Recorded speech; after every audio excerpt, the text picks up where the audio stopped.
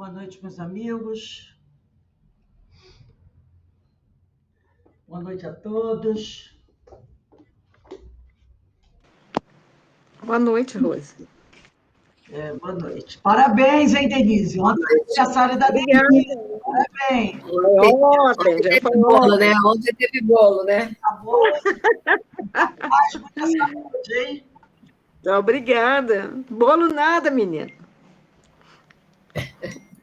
Precisa de bolo, não. Saúde. Bolo. Todo mundo quer comer. Eu acho bolo fundamental. Eu gosto de bolo. Não, eu gosto de bolo, não posso comer, né? Então a gente não faz. Né? Pode comer. Se fizer, eu como. Verdade. É melhor não a tentação, né? Melhor evitar. Vamos evitar. É isso aí.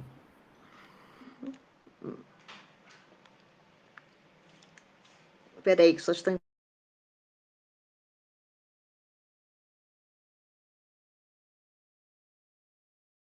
negócio é o bolinho. O bolinho é bom.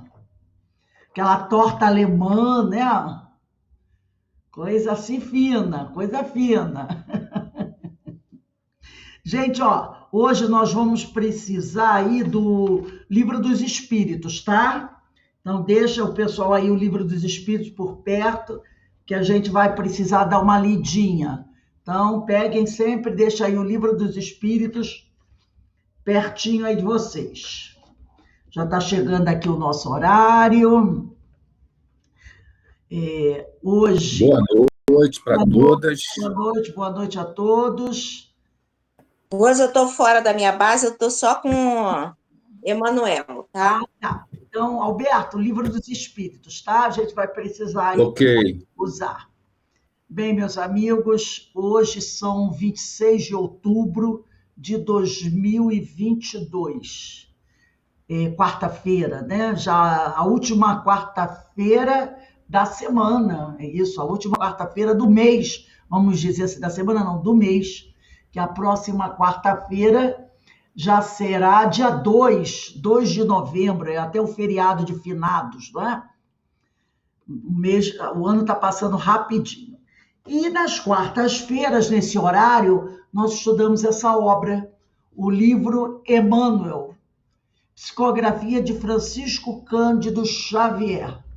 É o primeiro livro que Chico psicografou do amigo espiritual Emmanuel.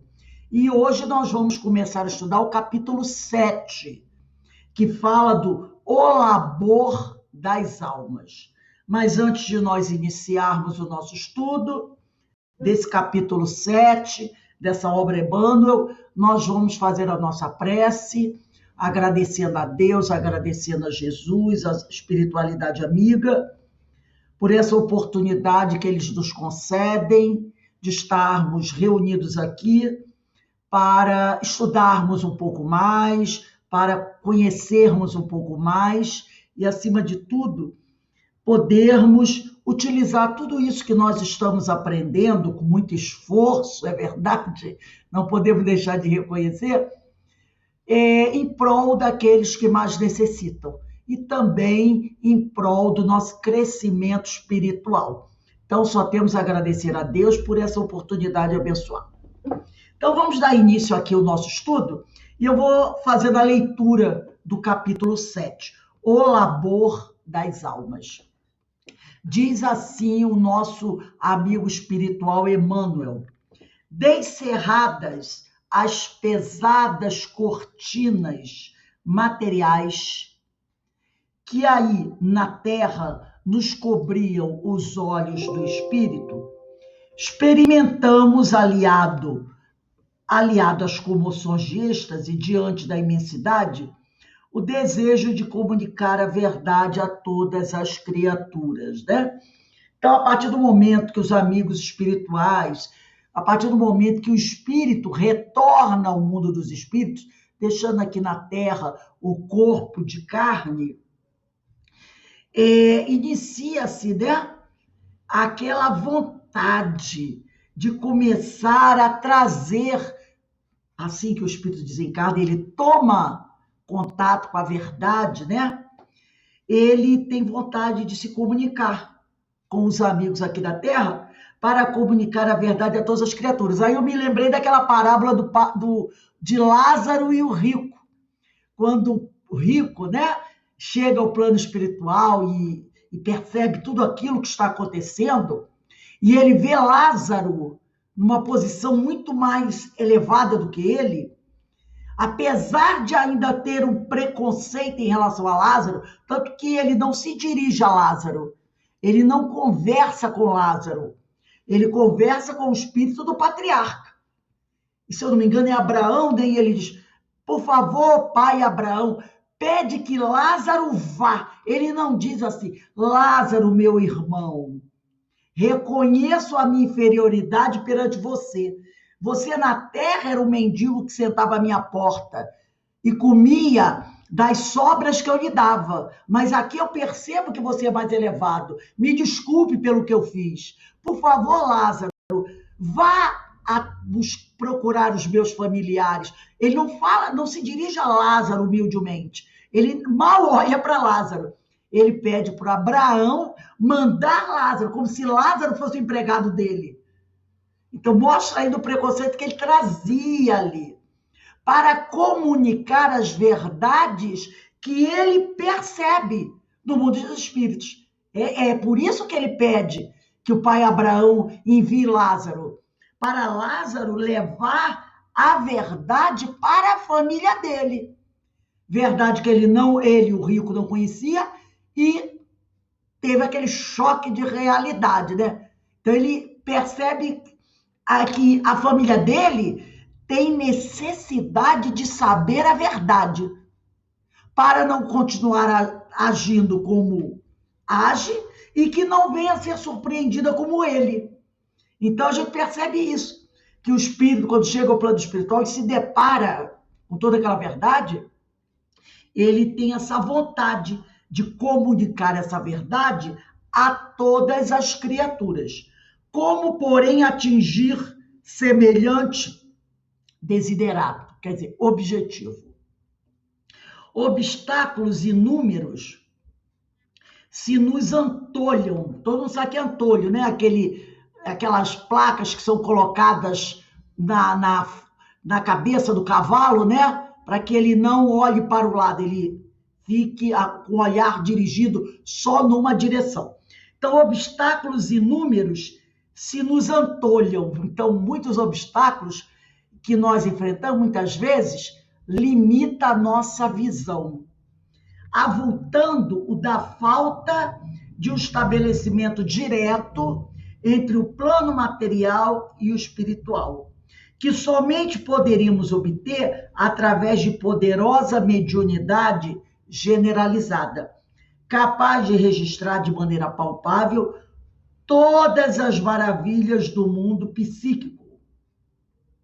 Todavia, o porvir humano nos faz entrever essa ligação mais íntima dos espíritos, pertença ou não ao orbe carnal. 7.1. Dificuldades da comunicação. Na atualidade, quase todo fato mediúnico,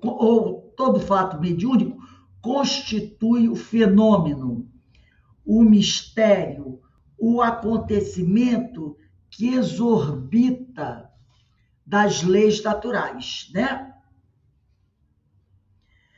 E voltando àquele parágrafo anterior, quando ele diz assim: obstáculos inúmeros se nos apresentam, né? Avultando da falta de um estabelecimento direto entre o plano material e o espiritual, que somente nós poderíamos perceber se tivéssemos uma poderosa mediunidade generalizada, capaz de registrar de maneira palpável todas as maravilhas do mundo psíquico, né? Aí ele vai dizer: na atualidade, quase todo fato mediúnico constitui o fenômeno, o mistério, o acontecimento que exorbita das leis naturais, considerado, portanto, erradamente pelos seus observadores. Daí o nascerem numerosas dificuldades para que muitas entidades atuem de forma sensível em vossas existências, né? Por quê? Porque a grande parte da população ela tem dificuldade de aceitar o fato mediúnico como uma coisa natural. Grande parte. Eu acho que somente os espíritas e alguns espiritualistas compreendem, né? Principalmente se forem nossos irmãos que militam na Umbanda, no Candomblé. Esses estão acostumados com esse intercâmbio. E os espíritas, né? Então, quase todo fato mediúnico, na atualidade, constitui o fenômeno, o mistério, o acontecimento que exorbita das leis naturais, considerado, portanto, erradamente pelos seus observadores. Grande parte, quando você fala sobre um fenômeno, quando você fala sobre o intercâmbio, as pessoas ficam olhando assim, né? E fazendo um monte de avaliações. Poucas pessoas compreendem isso como uma coisa natural, esse intercâmbio entre esses dois mundos. Daí, o nascerem numerosas dificuldades para que muitas entidades atuem de forma sensível em vossas existências. Mas, se lhes é impossível a comunicação direta, é fácil a sua participação em vossos afazeres, estudos, pensamentos e preocupações. Então, de certa forma, grande parte dos homens criam obstáculos que vêm a impedir, atrapalhar, dificultar o contato dessa espiritualidade com a humanidade, a começar pela própria negação, não é? Pela própria negação, porque algumas religiões afirmam que aquela ordem que Moisés deu lá no passado, proibindo o intercâmbio, tem que prevalecer até hoje. Não interessa por que Moisés deu aquela ordem. Não, ninguém quer, vamos dizer assim, refletir sobre o motivo. O que a pessoa diz é o seguinte: Moisés proibiu, é porque não era. Se ele proibiu, e ele foi um grande profeta, talvez um dos maiores, se ele proibiu, é porque não era bom. Então, ninguém pode fazer. Então, muita gente, alguns irmãos de outras religiões, pensam assim: Moisés proibiu. Porque, então, se proibiu, os espíritos se comunicam, são o diabo, essas coisas todas. A pessoa não pergunta por que será que ele proibiu, mas ninguém fala isso. Então, toda essa coisa que as pessoas carregam com si, do negar o intercâmbio, vão, de certa forma, dificultar essa comunicação entre a espiritualidade e o homem, tá? Agora, se para grande parte dos espíritos é impossível a comunicação direta, fácil é a participação deles na nossa vida. Então, muitos deles não podem se comunicar diretamente conosco, mas isso não os impede de certa forma, participar dos nossos afazeres, dos nossos estudos, pensamentos e preocupações. Os espíritos prepostos a esse ou aquele mistério no seio da humanidade e da natureza formam um conjunto harmonioso e muito maior do que julgais. Então, eu peguei aqui, porque ele está dizendo o seguinte, que a comunicação direta, para eles, para muitos deles, com a humanidade não é possível.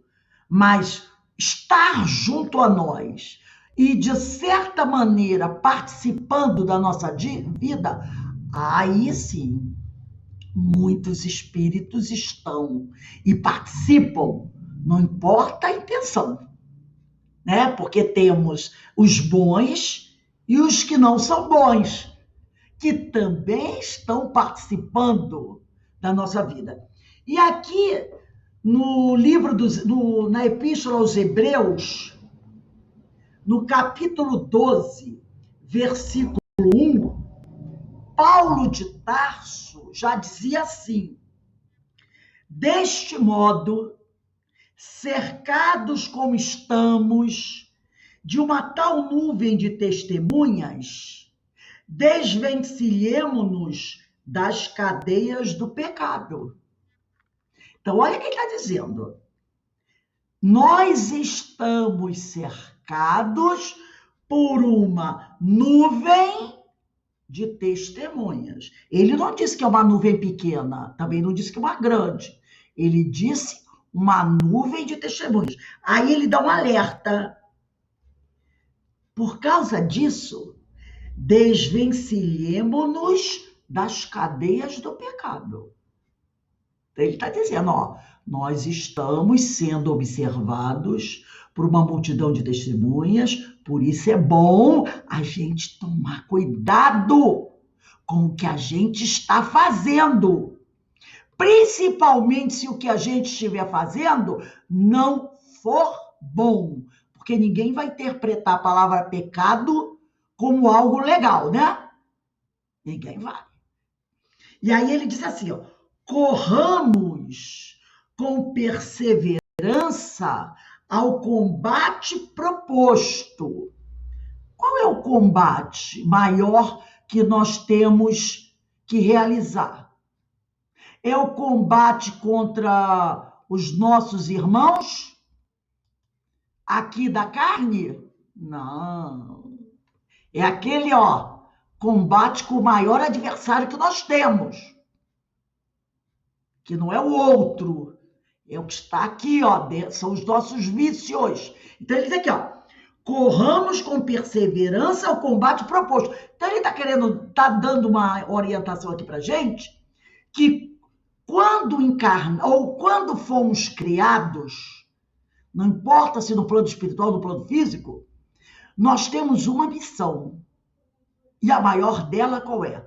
Buscar a nossa evolução. Mas para nos aproximarmos do Criador. E que ninguém vai se aproximar do Criador cheio de vício. Antes de levar a sua oferta ao altar, volta e se reconcilia com seu adversário. Não é? Trata de se purificar. Esse é o primeiro grande combate. E é o mais difícil, realmente. Depois ele diz aqui, com o olhar fixo no autor e consumador de nossa fé, Jesus. Então, corramos, tá? Com perseverança ao combate proposto, com o olhar fixo no autor e consumador de nossa fé, Jesus. Com o olhar fixo no exemplo que Jesus deixou para nós. Nesse olhar fixo em Jesus. Porque Jesus não deixou só o ensino verbal, a teoria. Ele exemplificou. Como diz o outro, ele disse assim, ó, vocês vão precisar que eu desenhe, não é? Então eu vou desenhar para vocês. É o exemplo que ele deixou. Então, olha Paulo nos mostrando como os espíritos, essa nuvem de testemunhas, está aqui no nosso caminho, está aqui nos observando. Vamos pegar o livro dos Espíritos, questão 460, está no livro 2º, capítulo 9, Intervenção dos Espíritos no Mundo Corporal. Nós vamos ler a 460 e a 464. Alberto, você pode ler a 460 para a gente? Lê devagarzinho, pergunta e resposta.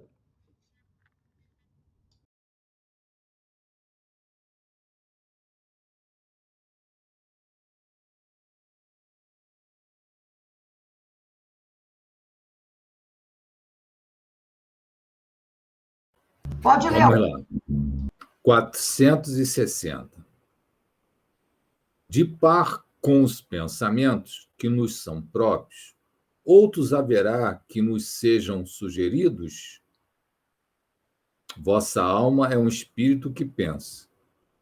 Não ignorais que, frequentemente, muitos pensamentos vos acodem a um tempo sobre o mesmo assunto, e não raro, contrários uns aos outros. Pois bem, no conjunto deles estão sempre de mistura os vossos com os nossos. Daí a incerteza em que vos vedes é que tendes em vós duas ideias a se combaterem. Repare que quando... Olha o que o Emmanuel falou. Ele disse aqui, ó, mas se lhes é impossível a comunicação direta, é fácil a sua participação, quer dizer, a participação dos espíritos em vossos afazeres, estudos, pensamentos e preocupações. Percebeu? Foi isso aqui que Emmanuel falou. E aí, não esquecendo da 459, que diz assim: os espíritos influem em nossos pensamentos e nossos atos muito mais do que imaginais, pois frequentemente são eles que vos dirigem. Né? Aqueles invigilantes, os invigilantes, muitas vezes são os espíritos que dirigem esses irmãos invigilantes. Agora, Rosane, você pegou o livro? Ou não? Não, né? Carmen, lê pra gente a 464. 464. Como distinguirmos se um pensamento sugerido procede de um bom espírito ou de um espírito mau? Estudai o caso. Os bons espíritos só para o bem... O livro dos espíritos... Pode falar, cara. Só para o bem aconselham. Compete-vos discernir. Então, olha o que ele está dizendo aqui. Ele está dizendo aqui que essa nuvem de testemunhas pode ser formada de bons espíritos e de maus espíritos. Tanto que ele está dizendo, como distinguir se o pensamento sugerido é de um bom ou mau espírito? Opa, se a nuvem de testemunhas que nos cercam é só de bons espíritos, por que Kardec quer saber se é bom ou mal aquele que está sugerindo alguma coisa para mim? Então, ele está mostrando o quê? Que nós podemos... Essa nuvem é bem heterogênea, não é? Então, ele diz, estuda o caso. Os bons espíritos só aconselham bem. Cabe a vós distinguir. Então, significa que eu também recebo sugestão de maus espíritos. E eu tenho que saber distinguir que nuvem é essa que está me cercando. Não é? Eu preciso procurar saber que nuvem é essa que está me cercando. Então, eu tenho que ter capacidade para saber analisar o discurso que chega até mim. Porque senão eu poderia estar me deixando guiar por pensamentos negativos, por pessoas por espíritos que não sejam bons. Então, é aquele detalhe, né? A gente tem que estar sempre atento, porque não é porque eu estou cercado por uma multidão de testemunha que elas são boazinhas. Então, ele deixa, no livro dos Espíritos, ele deixa bem claro, cabe a você saber distinguir se o pensamento que chegou até você é bom ou mal. Então, eu já estou sabendo que a nuvem de testemunha é bem heterogênea. Vamos voltar aqui ao livro de Emmanuel. Rompido o laço que une a matéria, né? Une quem? Une essa alma, a matéria. Um dos primeiros pensamentos da alma é para os seres queridos que ficaram à distância. E a ansiedade de revê-los constitui um dos mais santos objetivos de suas aspirações. Então, quando o ser desencarna, logo assim que ele começa a ter noção do que aconteceu com ele, a primeira coisa que ele quer é o quê? Entrar em contato com a família, né? Ser um pai, ser uma mãe que deixou filhos, deixou algumas coisas que ele acha que ficaram incompletas, que ele fica preocupado com a segurança da família, ele quer logo saber a notícia. Vídeo André Luiz, para saber se está tudo bem, tá? Então, logo ele fica querendo saber notícia dos parentes que ficaram à distância.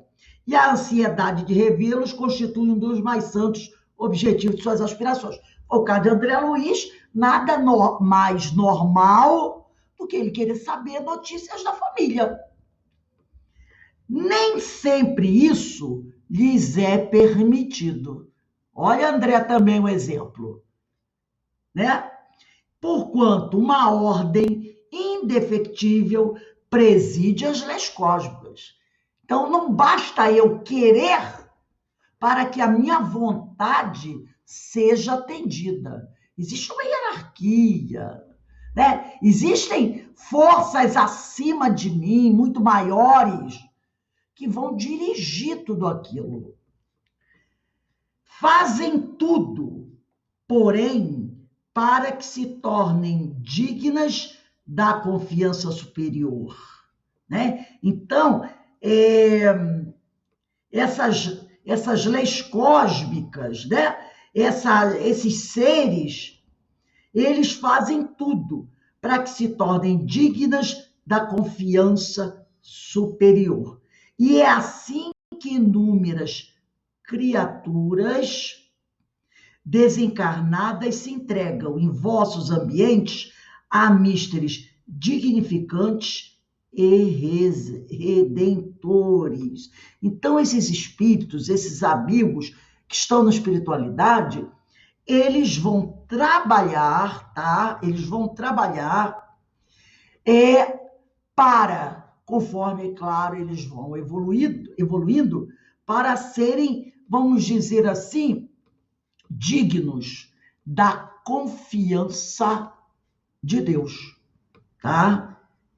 E eles, como ele diz aqui, ó, é assim que inúmeras criaturas desencarnadas se entregam em vossos ambientes a místeres dignificantes e redentores, né? Porque nem sempre a nossa vontade é permitida, porque há uma ordem indefectível que preside as leis cósmicas, que são as leis divinas, né? Mas tudo vai ser organizado de forma que essas criaturas desencarnadas possam trabalhar em nosso ambiente. Qual é o nosso ambiente? É o ambiente da Terra, é ainda o ambiente dos encarnados, tá? Para nos auxiliar. Então, ele está falando, esses desencarnados que já têm uma consciência maior, eles vão se entregar de coração para nos ajudar a continuarmos aqui a nossa caminhada. Tem um livro, né, que eu gosto muito, esse livro aqui do Martins Peralva, chamado Puro Evangelho, Evangelho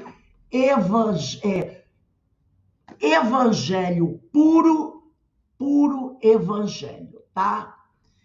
Evangelho puro Evangelho, na direção do infinito. São textos do Martins Peralva, um grande estudioso da doutrina, que foi organizado, eu acredito, pelo seu filho, Basílio Peralva, né? Então, reuniu seus textos aqui nesse livro, Evangelho puro Evangelho. E aqui, Tem um texto chamado assim, A Dinâmica do Evangelho. Esse texto foi escrito em maio de 1959. E o Martins Peralva vem nos trazer um texto falando o seguinte, sobre esse assunto. Ele vai dizer assim, o Evangelho é todo ele um compêndio de esclarecimento e renovação. Examinando a essência de suas parábolas e alegorias, isto é, o substrato de seus ensinos e de suas magníficas sentenças, encontrará sempre o estudante a palavra do Mestre, esclarecendo, induzindo as criaturas a realizações íntimas. Os versículos evangélicos, representando o divino pensamento de Jesus, nosso Mestre e Senhor, contêm aquele dinamismo atuante que nos impulsiona o coração para definitivas aquisições no campo do sentimento. Ao mesmo tempo que nos orienta a inteligência para reais expressões do conhecimento superior. Traduzindo a atividade constante, movimento e ação para o bem e para a luz, as lições do Cristo não permitem que o aprendiz estacione na indolência, furtando-se a renovação interior. Se é verdade que em suas páginas encontramos o calor que aquece e reanima almas combalidas ou vacilantes, aconselho o Evangelho o bom senso. Todavia, assimilemos do Evangelho, especialmente, a substância renovadora que nos compele ao trabalho, ao estudo, à fraternidade. O Evangelho é todo ele um convite ao reajustamento. A estagnação é incompatível com a essência do cristianismo. Ante os maravilhosos clarões evangélicos, tudo se movimenta, se rejubila, se expande. Braços fraternos se estendem para ajudar e servir sob o impulso do Evangelho. Esses braços fraternos desses amigos espirituais, que tudo fazem, tá? Para nos ajudar e servir sob o impulso do Evangelho. O Evangelho é bálsamo nas chagas que sangram, mas é também luz nas trevas que amedrontam e confundem. É orvalho que suaviza e embeleza, mas é igualmente força que cria, estímulo que renova, energia que agita poderes latentes do espírito humano, concitando ao encontro consigo mesmo. Na feição de mensagem consoladora, reflete a doce misericórdia de Jesus, que das elevadas esferas desceu até a nossa pequenez e indigência. Na sua feição dinâmica, ergue-nos a mente e o coração para os anseios superiores que sublimam e divinizam. Então, olha só que mensagem linda, né?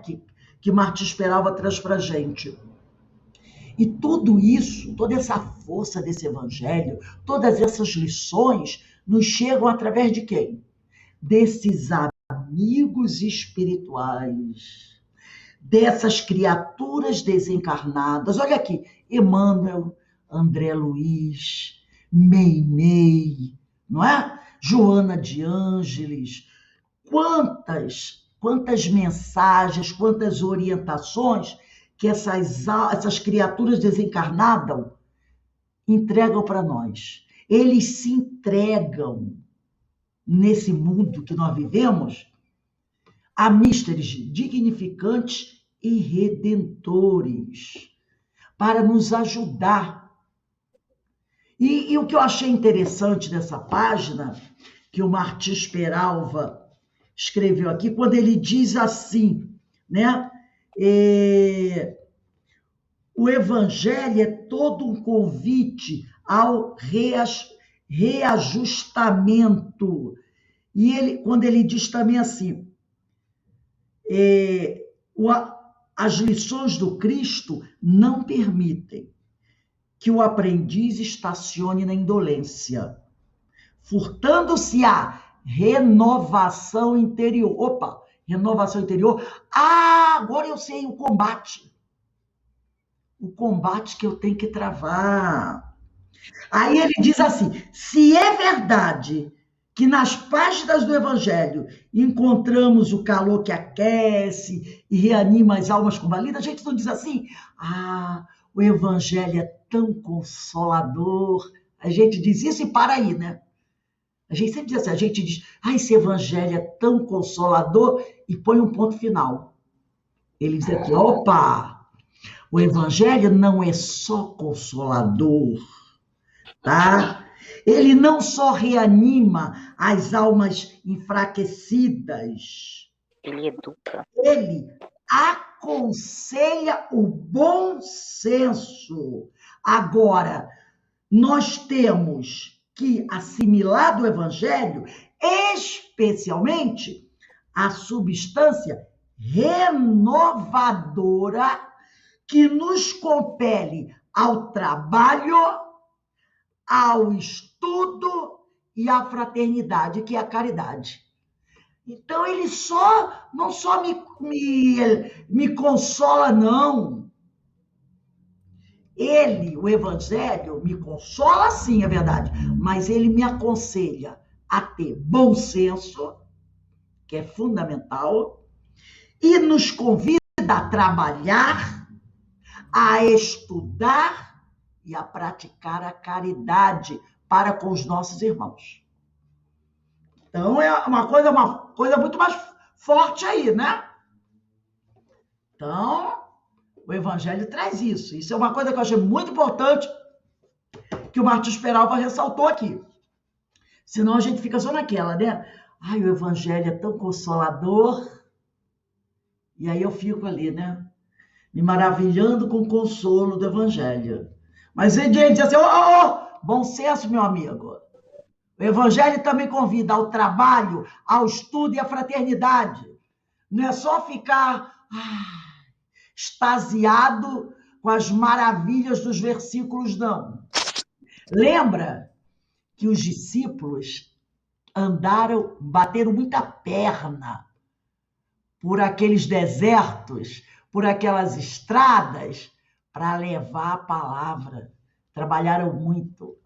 Então, não cabe a você ficar deitado debaixo de uma oliveira, só comendo azeitona ali e se maravilhando com as belezas dos versículos, não. Vai levantando aí, vai levantando daí, né? E vai tratar de andar. Aí aqui no item 7.2, quando Emmanuel vai falar sobre o trabalho dos espíritos. Aí ele diz assim: em vossa vida, repara que ele está, vossa vida, tomam parte as entidades do além. Já vimos isso, olha lá. Questão 459, 460, 464, em Hebreus capítulo 12, versículo 1. Tá? Sem que as vejais. Então, as entidades do além estão nos cercando. Olha a nuvem aí, de testemunhas. Mas sem que nós as vejamos. Perambulam em vosso meio, atuam em vossos atos, sem o que os vossos nervos visuais lhes registrem a presença.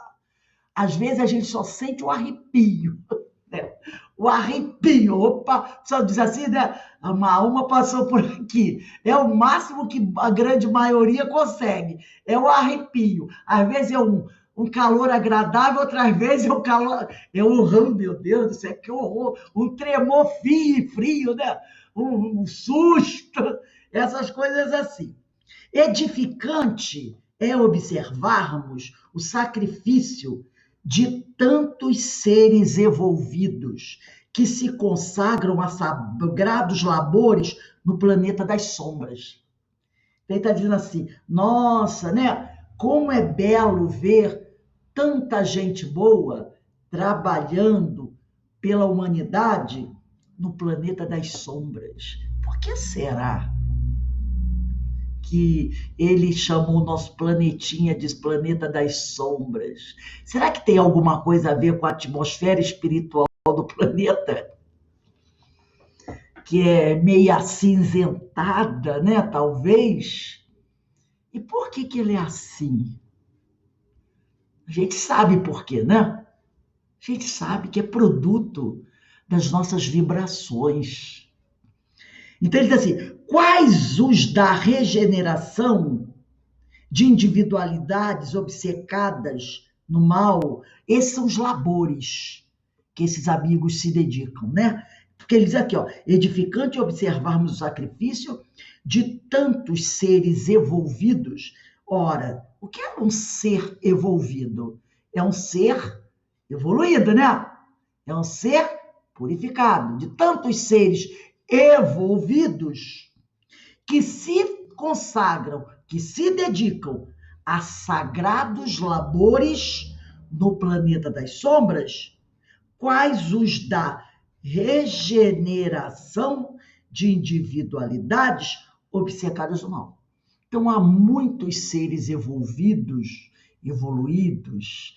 evangelizados, seres desencarnados, trabalhando aqui no planeta Terra, que é um planeta de provas e expiações, trabalho esse voltado para a regeneração de individualidades, muitas delas encarnadas, ainda obcecadas no mal, operando abnegadamente a serviço da redenção de todas as almas, atirando-se com destemor a tarefas penosas, cheias de renúncia santificadora.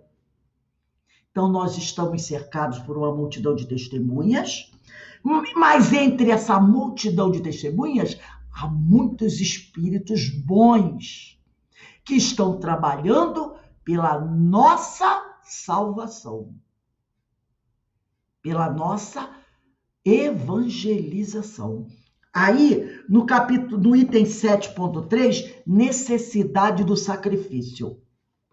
Diz assim Emmanuel, fora da carne, compreende-se a excelência da abnegação e do sacrifício à prol de outrem. Fora da carne, quando o ser está desencarnado, ele tem uma melhor capacidade de perceber isso. Entendeu? Ele tem uma facilidade de perceber esses irmãos trabalhando em prol. Apesar que aqui a gente também tem. Dá para ver alguns deles, não há?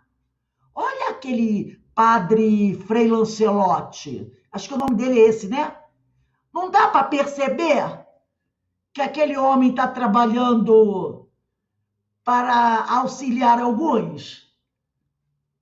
Então, se a gente for um bom observador, a gente vai perceber.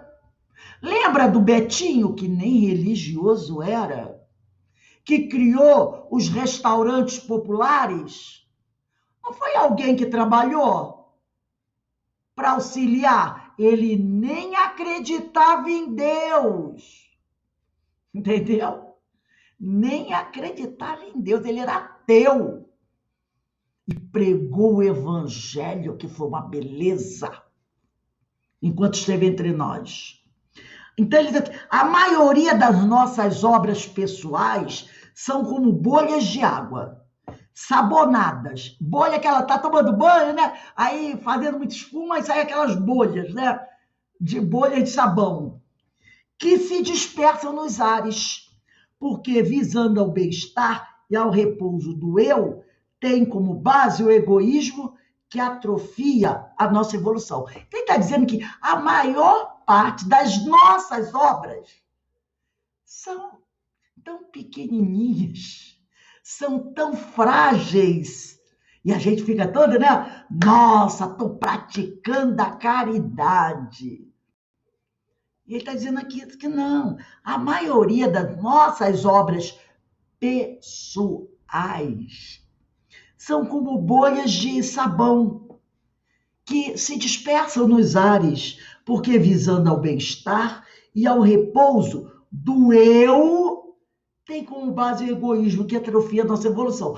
Não que ela não tenha o seu valor, tem o seu valor, mas as nossas obras pessoais ainda não são essas obras aqui que os amigos espirituais mais evoluídos estão realizando, entendeu? Ainda não tem essa consistência. As nossas obras pessoais já têm um certo valor, mas se a gente observar bem, ainda são muito efêmeras em comparação a desses outros irmãos. É isso que ele está dizendo. Porque as nossas obras pessoais ainda estão muito ligadas ao nosso bem-estar. Tipo assim, eu preciso fazer a caridade porque eu estou devendo muito. Estou devendo. E eu aprendi lá no Evangelho que eu preciso praticar a caridade para cancelar os pecadinhos aí. As nossas obras ainda não são aquelas obras, sabe, verdadeiras, que você faz sem nenhum interesse pessoal. A gente ainda pratica alguma obra assim, tipo, eu preciso praticar caridade para ganhar bônus hora. A nossa ainda é a prática da caridade buscando ganhar bônus hora. Já é alguma coisa, mas ainda está nesse nível aqui. Então, ela ainda é baseada tem como base o egoísmo, que atrofia a nossa evolução. E aqui ainda nesse livro do Evangelho Puro por Evangelho, do Martins Peralva, ele vai trazer aqui uma mensagem de agosto de 1945. Essa mensagem se chama Na Seara. Então, ele diz assim, o materialismo, deixa eu pegar aqui, o materialismo, deixa eu só, peraí, o materialismo anula no homem o dever de ser bom e honesto, porque ele não vê nenhuma possibilidade de ressarcir no futuro os males e os erros que tenha feito ou possa fazer. Então, aquele, muitas vezes, que é materialista, né? Ele, muitas vezes, por ele não acreditar no mundo espiritual, na sua imortalidade, esse materialismo anula no homem, muitas vezes, o dever de ser bom e honesto, porque ele não vê nenhuma possibilidade de ressarcir no futuro os males e os erros que tenha feito ou possa fazer. A teoria da sobrevivência da alma, das suas realizações progressivas depois da morte corpórea, incentiva o homem a fazer algo de meritório em benefício do próximo. Para aquele que é reencarnacionista, ele começa a perceber que existe oportunidades depois dessa reencarnação. E mesmo que ele comece a fazer as coisas com interesse, a gente não diz assim, se eu for bom nessa encarnação, o meu futuro vai ser melhor na próxima reencarnação. Não é assim que a gente fala? Muitas vezes, como é que vai ser o meu futuro? Vai depender do que eu estou fazendo agora. Então, essa ideia de imortalidade incentiva o homem a fazer algo de meritório em benefício do próximo. Ao passo que o conceito de que o ciclo da vida termina com o último suspiro, muitas vezes isenta da responsabilidade moral de não continuar faltoso. Então, isso tem suas exceções, como eu falei do Betinho, ele era materialista, mesmo acreditando na vida após a morte, ele acreditava que tinha que trabalhar bem nessa encarnação, auxiliar o máximo que ele podia nessa encarnação. Mas uma grande maioria não tem tantas essas preocupações. Ele pensa o quê? Eu quero ter uma vida boa. Eu quero fazer de tudo para que a minha vida nessa vale a pena ter vivido. Eu não sei quando é que eu vou morrer. Então, eu vou curtir ao máximo, eu vou construir ao máximo. Hoje, a gente estava aqui conversando, né? Eu, meu marido e a minha cunhada, ela é católica, apostólica romana, mas ela não tem essa visão que nós temos da vida continua. Mas ela estava falando uma coisa, ela estava dizendo assim, que o marido dela teve N oportunidades na juventude para construir um futuro melhor. Mas qual era a ideia dele? Era apenas viver o momento. E ele viveu o momento máximo que ele pôde, sem se preocupar em construir algo para o futuro, mesmo que esse futuro seja o futuro dessa encarnação, entendeu? Nem para... Ele viveu o máximo que podia, curtiu o máximo, não se preveniu como a formiga. Olha aí a fábula, né, da cigarra e da formiga. De forma de se prevenir para o inverno que haveria de chegar. E hoje, frente ao inverno que vem com a maturidade, né, aquela velhice e tudo mais, ele se lamenta de não ter pensado sobre isso, né? E aí ela diz para ele, reclamar de quê e de quem? Não é? Então, muitas vezes, as pessoas que não têm essa ideia de uma imortalidade, ou mesmo a sua própria vida, numa vida só, ela não tem esse pensamento, né? É aquela coisa que a ideia de que o ciclo de vida termina com o último suspiro, muitas vezes esse irmão acha que ele está isento da responsabilidade moral de não continuar faltoso. Eu quero me dar bem. Primeiro eu, segundo eu, terceiro eu, e não esqueçam, o quarto também eu. Aí o Martins Peralva vai dizer assim, no plano espiritual acontece o mesmo. No plano espiritual acontece o mesmo. Tendo a certeza de que tudo quanto possa fazer de mal será resgatado incondicionalmente, segundo a lei da paligenésia, que é a reencarnação, pois ninguém daqui sairá para mundos melhores sem pagar o último ceitil, a criatura humana naturalmente se receará de praticar o mal, concorrendo com essa abstinência para a sua regeneração moral e da própria humanidade. Então, no plano espiritual já é diferente.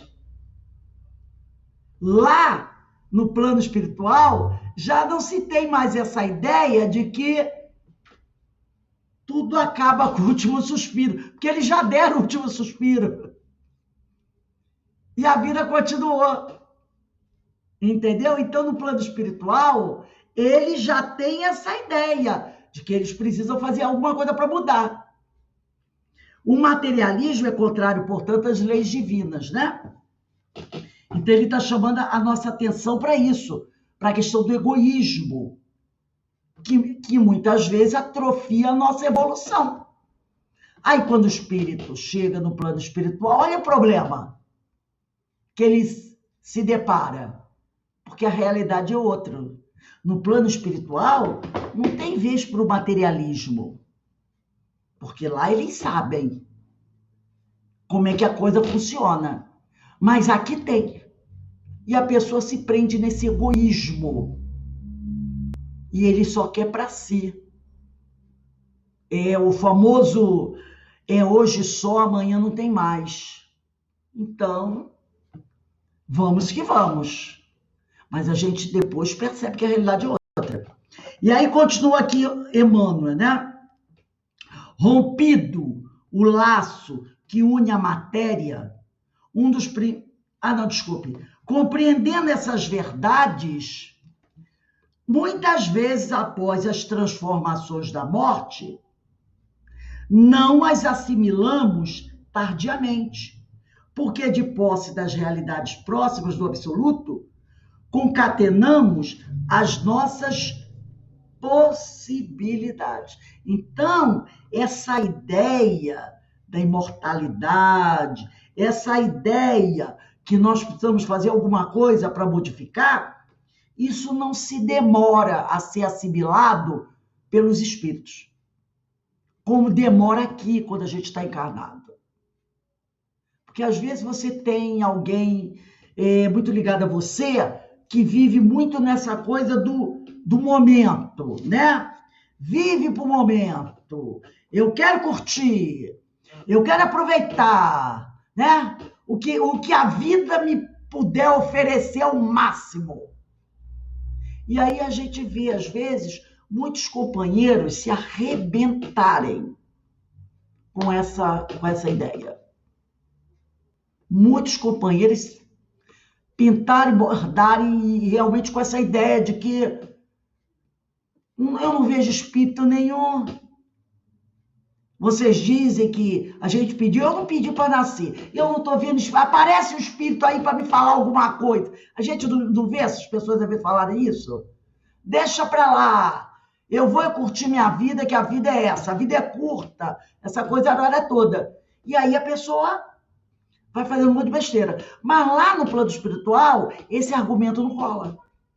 Esse argumento não se sustenta há muito tempo. Então ele diz aqui, compreendendo essas verdades, muitas vezes, após as transformações da morte, não as assimilamos tardiamente, porque de posse das realidades próximas do absoluto, concatenamos as nossas possibilidades, laborando ativamente na obra excelsa do bem comum e do progresso geral, encontrando assim forças novas que nos habilitam a merecido êxito em novas existências de abnegação que nos levarão às esferas felizes do universo. Então, grande parte dos espíritos, quando chegam a gente não está falando das exceções, daqueles que se comprometeram demais, a gente está falando de uma grande maioria que, chegada ao plano espiritual, logo vai com o tempo, que às vezes não é muito longo,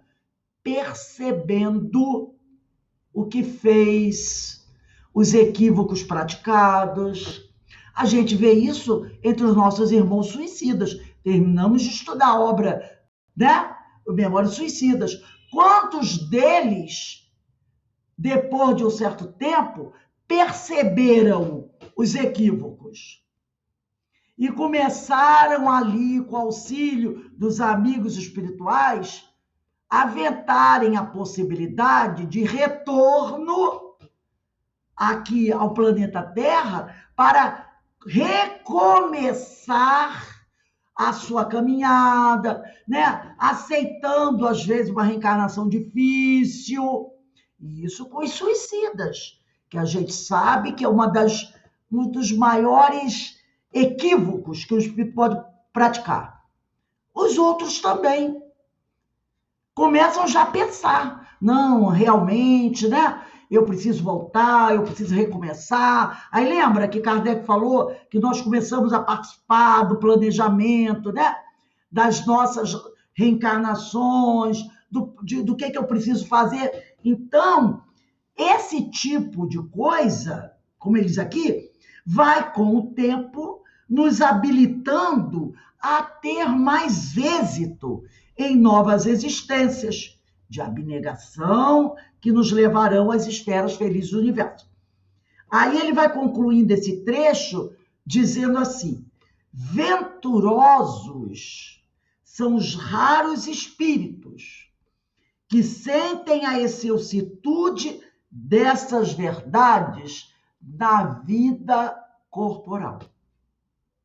Então, que maravilha quando o espírito, já nessa encarnação, já consegue entrever essa verdade. A quanto sofrimento ele se forra, quanto sofrimento ele evita para ele mesmo, quando aqui, encarnado, ele já começa a perceber o que ele precisa fazer para que ele possa ter uma vida melhor. Porque alguns só começam a cair em si depois que desencarnam. Né? Aí tem aquele choque de realidade que a Andréa Luiz até fala pra gente, né? Conheça a realidade, para que ela não venha te surpreender no futuro. Então ele diz aqui, venturosos, e ele diz assim, ó, são os raros, mas são raros que fazem isso, que conseguem isso. Venturosos são os raros espíritos que sentem a excelsitude dessas verdades na vida corporal. Sacrificando-se em benefício dos semelhantes, experimentam, mesmo sobre a cruz das dores, a suave emoção das venturas celestes que os aguardam nos planos aperfeiçoados do infinito. E aí a gente pensa, né, Madre Teresa de Calcutá, Chico Xavier e vários outros anônimos que nós nem conhecemos, mas que fazem esse trabalho, que já estão se desvinculando desse egoísmo, dessa materialidade e já abraçando essa vida espiritual aqui encarnados. Às vezes a pessoa pode dizer assim, mas esse texto de Emmanuel é muito filosófico. Mas, gente, ele está nos chamando a atenção. Ele está nos chamando a atenção, né? Para que a gente busque já essa mudança de atitude. Que a gente não aguarde mudar depois que a gente vem desencarnado. Que a gente já pode fazer essa mudança agora. E não é nem nada tão misterioso assim, não é? Não é nada tão misterioso. Mas que a gente busque, enquanto a gente está aqui a caminho, valorizar mais as questões do espírito do que as coisas da matéria.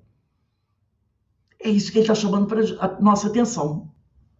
Para que a gente possa, realmente, quando chegar na pátria espiritual, e que a gente vai chegar daqui a pouco, já não se sentir tão um estranho menino.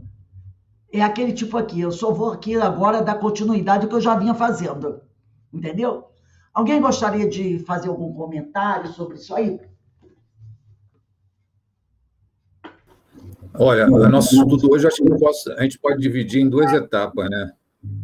A primeira é, através do estudo, que temos uma multidão de testemunhas que os nossos pensamentos têm que ser sempre um reto, um sentir reto, um agir reto, porque a gente está envolvido por 1000 testemunhas. Então, você pode atrair bons espíritos ou mal de acordo com o que você almeja, com o que você busca. E o segundo é você buscar o caminho, buscar o teu crescimento e automaticamente está relacionado com a primeira parte, porque se você está no processo de aprimoramento, aperfeiçoamento, renovação, você está voltado para todo esse sentido dos teus potenciais divinos, no bem, e você vai estar envolvido por bons espíritos.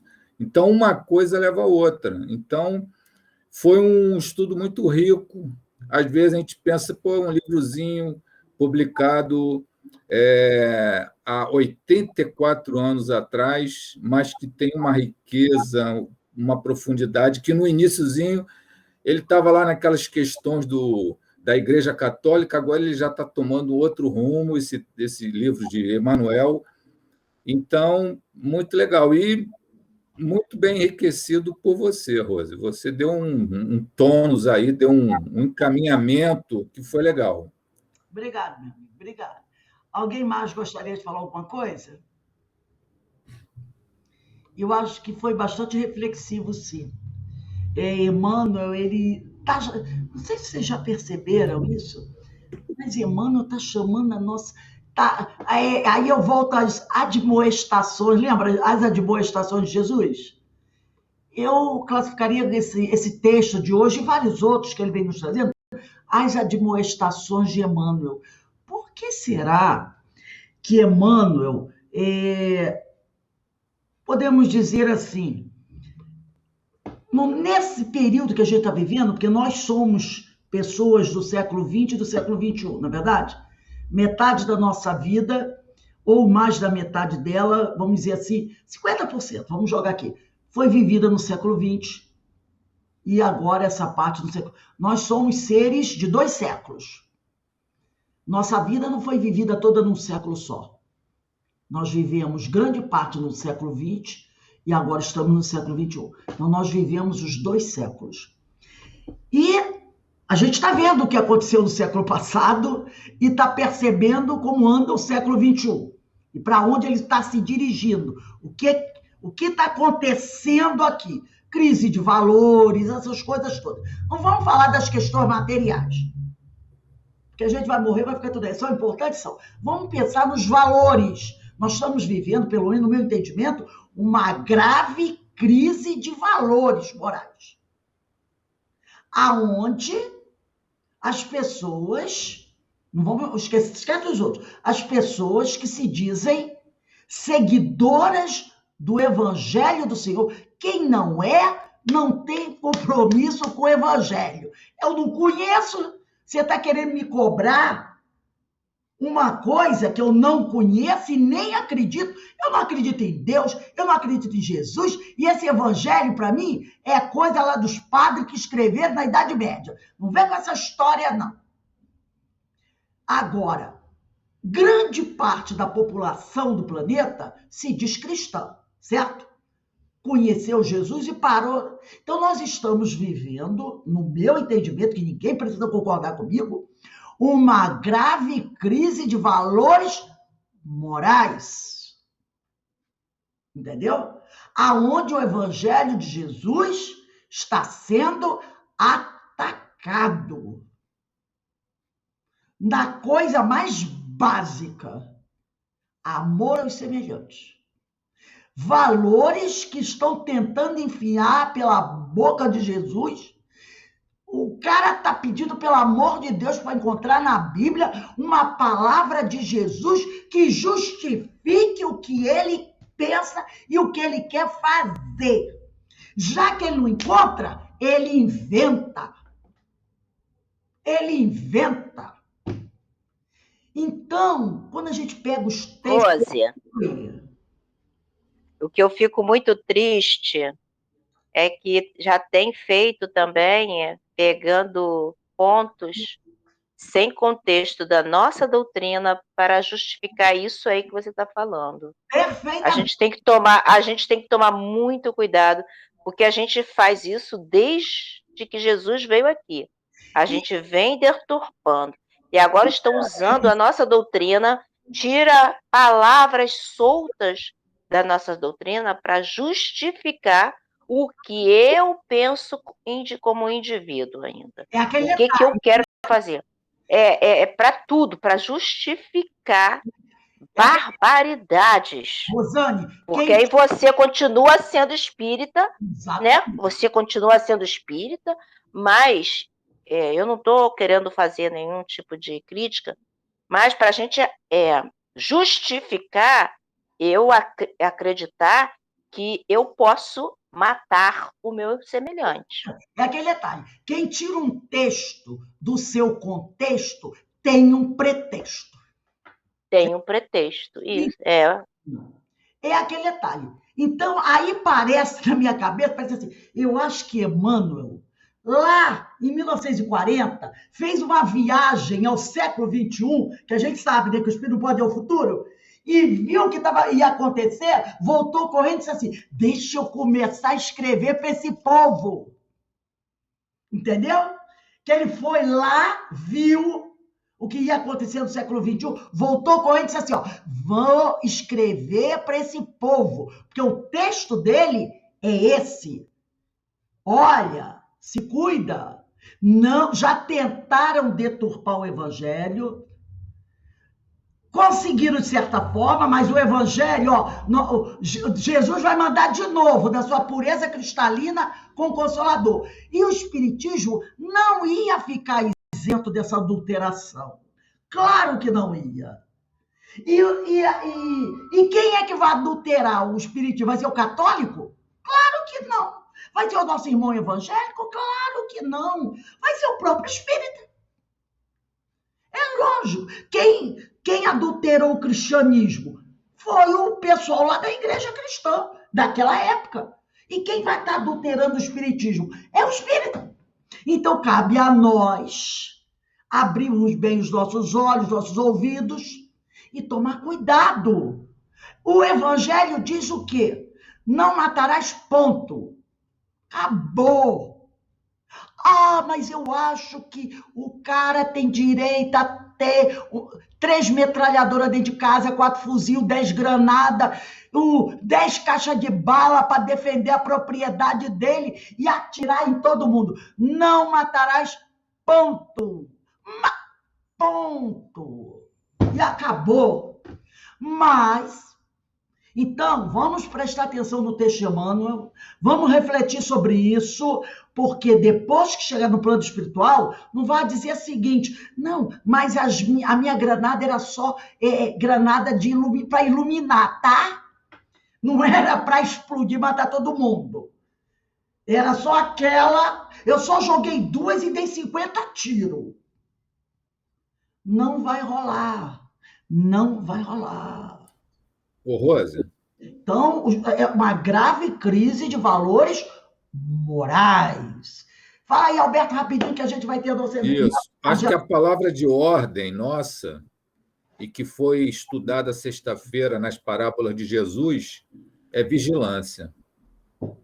Exatamente. Vigilância. Vigie os seus pensamentos, não é vigiar o outro, é vigie a si mesmo, para não se deixar seduzir. Né? Vigie a si mesmo para não se deixar seduzir. Porque muita gente boa, ao longo desses 2000 anos depois de Jesus, gente de muito boa intenção, muito amor no coração, se deixou seduzir. E aí, comeu a tal da maçã, foi expulso do paraíso e teve que arrancar da terra para poder comer, sobreviver, e está sofrendo até hoje. Então, a nossa é vigilância. Não aceita. Aí, para encerrar, eu lembro de quem? Joana de Cusa. Quando o filho estava na fogueira, pronto a ser queimado vivo, ela também, um soldado disse para ela, abjura, nega o Cristo. E ela disse, não. O filho falou, mãe, pelo amor de Deus, abjura para que eu não morra, eu, seu filho da carne, não morra. Ela virou-se para o filho e disse, fica em silêncio, porque é melhor perder esta vida do que perder a alma. E o filho se calou e os dois morreram na fogueira. Perderam aquela encarnação, perderam o corpo, mas não perderam a alma. E muitos de nós estamos sendo convidados a abjurar, a negar o Cristo. Então a gente tem que tomar. Né? Então, meus irmãos, vamos encerrando aqui o nosso estudo e agradecendo a Deus essa oportunidade de reflexão. Somos muito imperfeitos ainda, né? Fazemos coisas que não devemos, porque eu não faço ainda o que quero e faço o que não quero, mas uma coisa importante é seguir como Paulo. Estou com o espinho na carne, mas eu não vou abjurar. Dessa vez, não. Dessa vez, eu vou permanecer até o fim, carregando a minha mala de pecados. Mas esse de abjurar ao ensino do Cristo, aos valores cristãos, esse não. Podem me chamar de tudo. Fanática, maluca, intolerante, mas aceito todos os adjetivos. Mas de negar o Cristo dessa vez, não.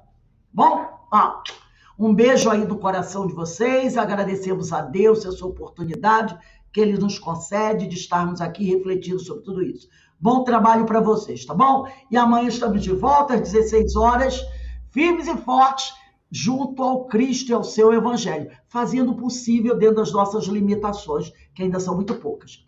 Tchau, gente. Fiquem em paz, que o Senhor nos abençoe.